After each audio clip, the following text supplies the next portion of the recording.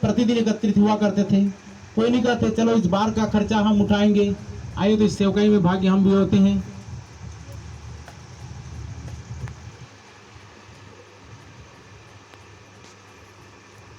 क्यों फिर 7 सुनाम पुरुषों को चुना गया? पुरखुरुस था, स्तिफनुस था, निकानेर था, इस रीति से 7 सुनाम पुरुषों को चुना गया ताकि इन कामों को क्या करें उन लोग करना सीखें। इतनी भी जिम्मेदारी प्रभु की कलीसिया की नहीं ले सकते। अध्याय 66 से 68 पर प्रेतो काम नहीं जी, यूहन्ना क्यों नहीं मिल रहा आज वचन? इस पर उसके चेलों में से बहुत से उल्टे फिर गए। ये वही बात है जब उसने कहा कि लो मेरा मांस खाओ और मेरा लहू पियो। तो लिखा हुआ है कि ये कठोर बात है, नागवार बात है। अपना लहू कैसे पिला सकता है, अपना मांस हमें खाने को कैसे दे सकता है? लेकिन वो रोटी का टुकड़ा और दाख रस के बारे में बोला था, इसको समझ करके खाओ लिखा हुआ है।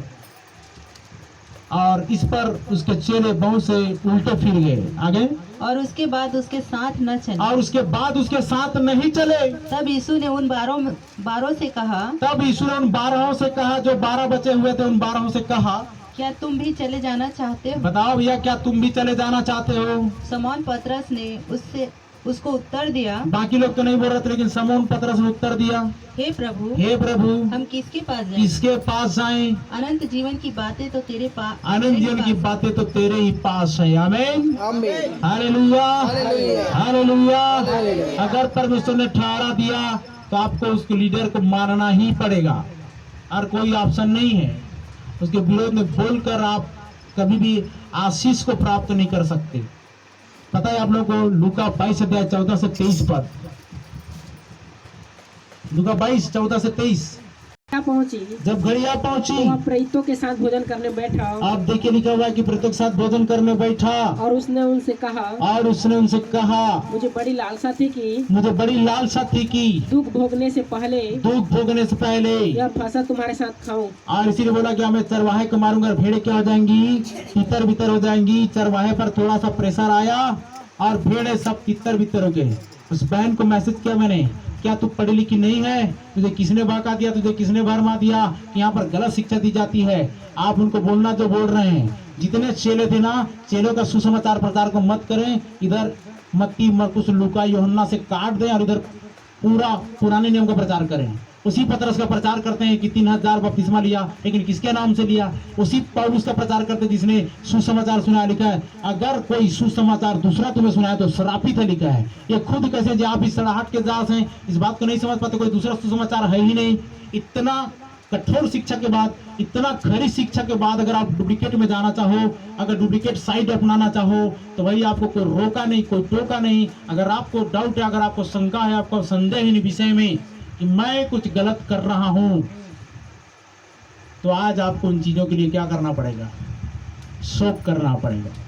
जब तक घुटने में नहीं आ जाते तब तक के शाम का प्रभोज का प्रयोजन कितने सारे लोग चुक गए। अब जो जोर जबरन भी तो नहीं है। प्रभोज का प्रोग्राम तो होना ही है, अनाउंसमेंट तो कर दिया गया है, अगले महीना 27 तारीख को होगा करके। किसको याद नहीं है, डेट मालूम नहीं है। कोई अलग परिस्थिति में गए, कोई अलग परिस्थिति में गए। क्यों गए, कैसे गए, किसने लेकर गया? कितने उत्साह के साथ। जहां चरवाहा है वहां भीड़ जाने की आवश्यकता है। लेकिन आगे पढ़ो। मुझे बड़ी लालसा थी कि हाँ, दुख भोगने से पहले यह फसह तुम्हारे साथ खाऊं। फसह का पर्व है ये। आगे क्योंकि मैं तुमसे कहता हूँ कि जब तक वह परमेश्वर के राज्य में पूरा न हो, जब तक वह परमेश्वर के राज्य में पूरा न हो, तब तक मैं उससे कभी न खाऊंगा।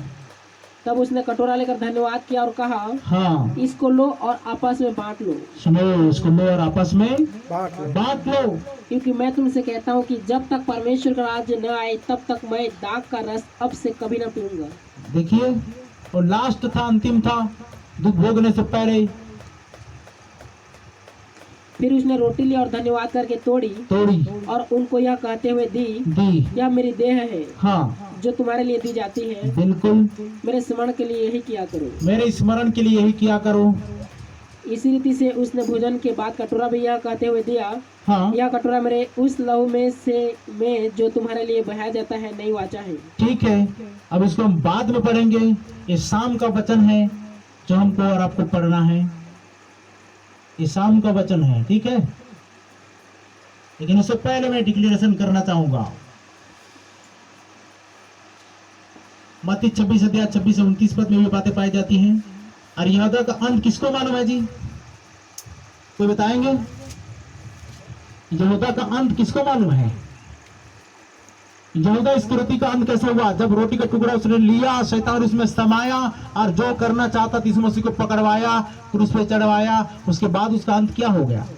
वो जाकर सुसाइड कर लिया। क्या कर लिया? सुसाइड कर लिया।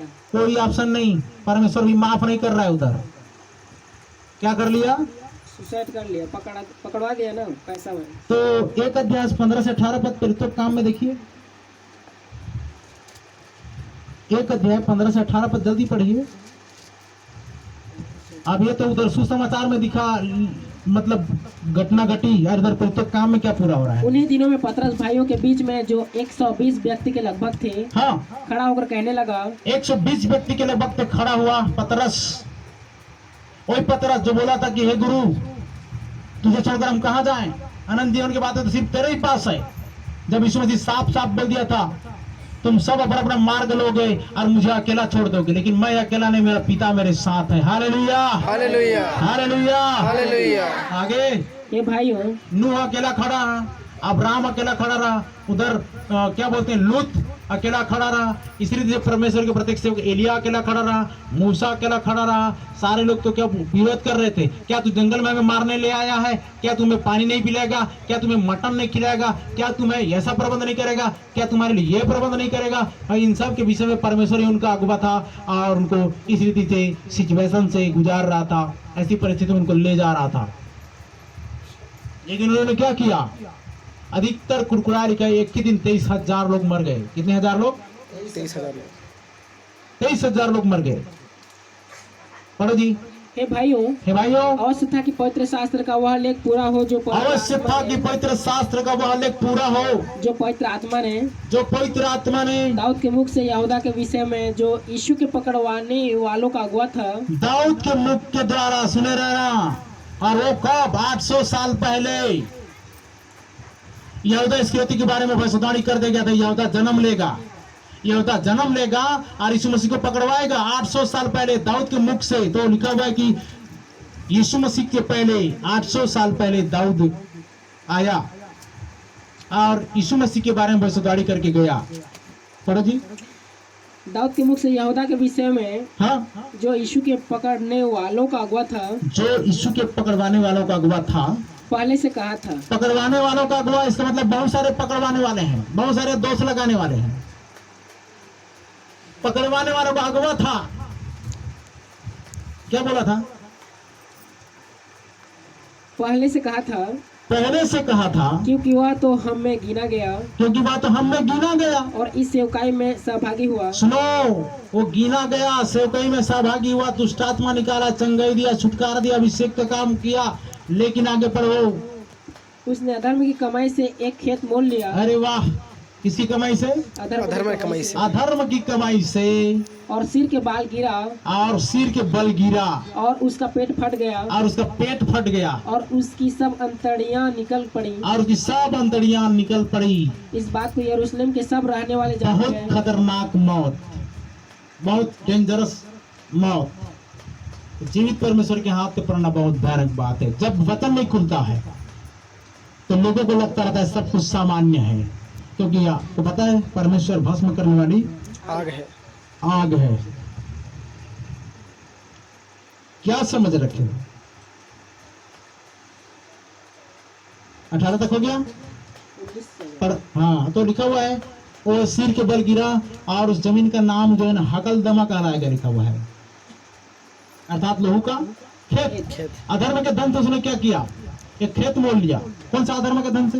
यीशु मसीह को बेचकर, यीशु मसीह को पकड़वा कर, वो अधर्म के धन से उसने क्या किया? एक खेत मोल लिया और उस खेत में वो सिर के बल गिरा, लिखा वहीं पर मरा हुआ। ये था यहूदा का अंत। सुसाइड कर लिया। हाँ, तो क्या है वो? सुसाइड किया, नहीं तो क्या है? पेट इधर अंदर ही मर पूरा हो गया तो हाँ, सुसाइड कर लिया। सुसाइड बोलने से आप भाई आप कहीं छत बिल्डिंग से मुंडी के बल गिरोगे तो होगा क्या? सिर फट जाएगा। वो तो बड़ा दर्दनाक मौत मरा ना, सबसे खतरनाक मौत मरा।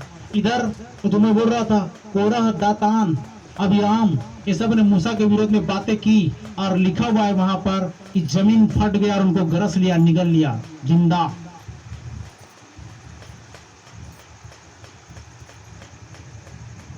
हम कई बार बोलने के लिए अरे क्या तो अपनी मुंह से दोषी ठहरा जाएगा। इधर एक डायरी एक को बुक है, बुक में लेके रहा हूँ, दिखाइए।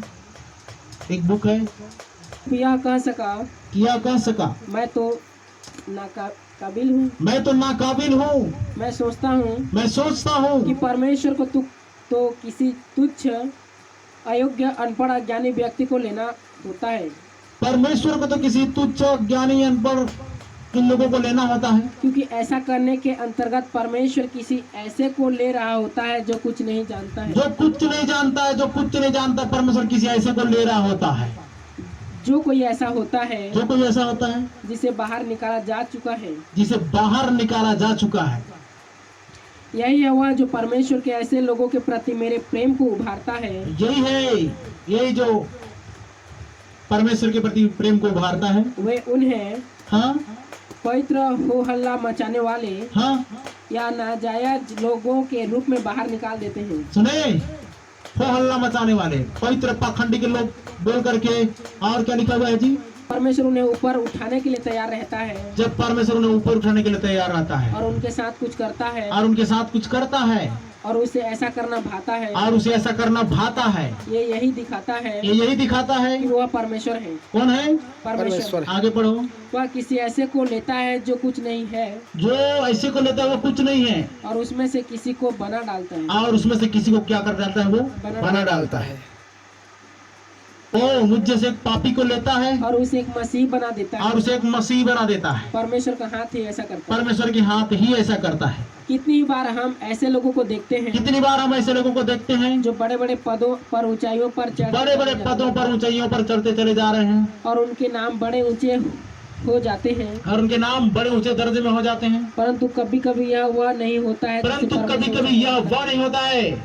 क्या नहीं होता है? जिसे परमेश्वर ऊंचा कहता है। जिसे परमेश्वर ऊंचा कहता है। अतः परमेश्वर की नजर में महान होने के लिए परमेश्वर की नजर में महान होने के लिए यह जरूरी नहीं कि आप इस जगत में धनवान और ताकतवर हो। आप इस जगत में एकदम धनवान हो जाओ, सक्सेस पर्सन हो जाओ, और क्या हो जाओ लिखा है जी? ताकतवर हो जाओ। ये नहीं है महान बनना। आगे आपको तो सिर्फ अपने हृदय में नम्र होना होता है। आपको तो अपने हृदय में सिर्फ नम्र होना होता है। जितनी बातें आप वचन सुनो सूख जाओ। लिखा यीशु मसीह के बारे में, गाली सुनकर गाली नहीं देता था और किसी को इस रीति से धमकी भी नहीं देता था। वो दुख उठाकर किसी को धमकी नहीं देता था। मैं अकेला हो रहा हूँ, जैसे मरियम की तरह है ना, मतलब मार्था की तरह। वो काम करते करते घबरा गई, मुझे अकेले को सौंप दिया है, ऐसा नहीं हो। तो लिखा है अपने आप को सच्चे नहीं परमेश्वर के हाथ में क्या करता था? वो सौंप देता था। Hallelujah, hallelujah. आगे पढ़ो।